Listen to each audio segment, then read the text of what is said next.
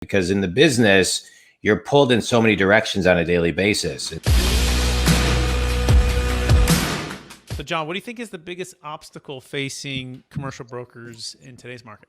I think the biggest obstacle is consistency of execution. I think it's I think the market is saturated with a lot of brokers, a lot of agents, and staying consistent, especially once your pipeline starts to get to a flush point with execution of prospecting metrics every day is really challenging, right? Because in the business, you're pulled in so many directions on a daily basis. And so however you plan a day, in many cases, the day gets away with you because a deal blows up, a deal dies.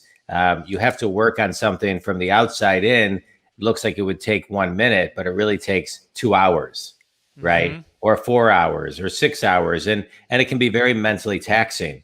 But getting back to center and figuring out how to execute consistently is what is a huge differentiator. Huge. Yeah, I have a thing that I picked up from somewhere. I don't know who, but maybe a few things together. I call it the kind of the success fulfillment formula. And it's using your highest and best gift, whatever that strength is, and let's apply it to commercial real estate, right? So is it attracting? Is it the presentation? Is it the underwriting? Is it the building of the systems? Like what is it that's your highest and best gift to move your business forward? That's identifying that and what you're strongest at, times maximizing the potential of that gift, right? Yeah.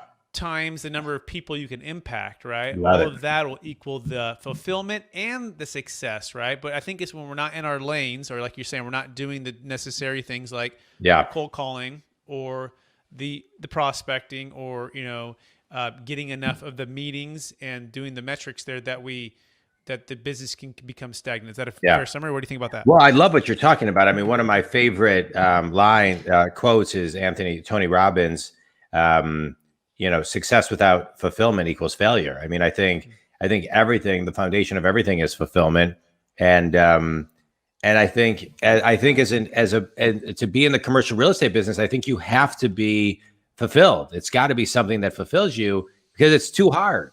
From the outside looking in, there's so many people that I've seen get into the business, and no matter how many times you tell them how difficult it is, they don't get it until they're like 3, 4, 5, 6 months in. And they're like, oh yeah, this is really, really hard.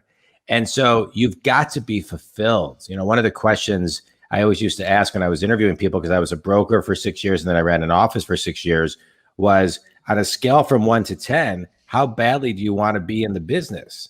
And what I found was if they answered anything less than 9 or 10, it didn't typically work out, because that passion, that fulfillment, that inner drive had to come from something deeper than they could even really know that they could connect with.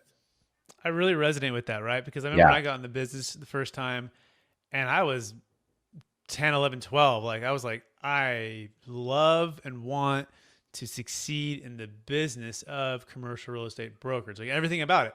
I loved underwriting. I loved the financing part. I loved the competition. I loved the challenge. I loved the properties themselves, and the architecture, and the understanding the tenants and the rent rolls. I mean, like I couldn't get enough of it. Like as a new person, I'm like, whatever, like let's go, right? I want to learn.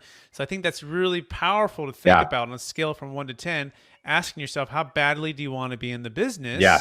Right. And if that inner drive is not there, I also think about sports, right? Growing up, there was a difference between the high school player and the college player, right? And I'm sure there's a difference between a college and the pro player, where I had the fortune to be able to play in college on scholarship, but not my first year. I was a walk-on, right? So I came out of high school, 6-foot white guy, who could shoot and pass and play. And I walked on, and it was tough, right? But I made the traveling team. I was one of 10 players to actually travel with the team, and this is at Point Loma in San Diego. But I was just growing and learning, and my game was getting better and better because I had great competition, people that were better than me. And so that leveled me up to go to a junior college. And then I had a chance to win the scholarship, right? Earn the scholarship. So I think there's a lot of correlation between, let's even say sports from, let's say, high school to college to pro, or even like commercial real estate. It really felt like I was in the pros when I was at Marcus and Millichap.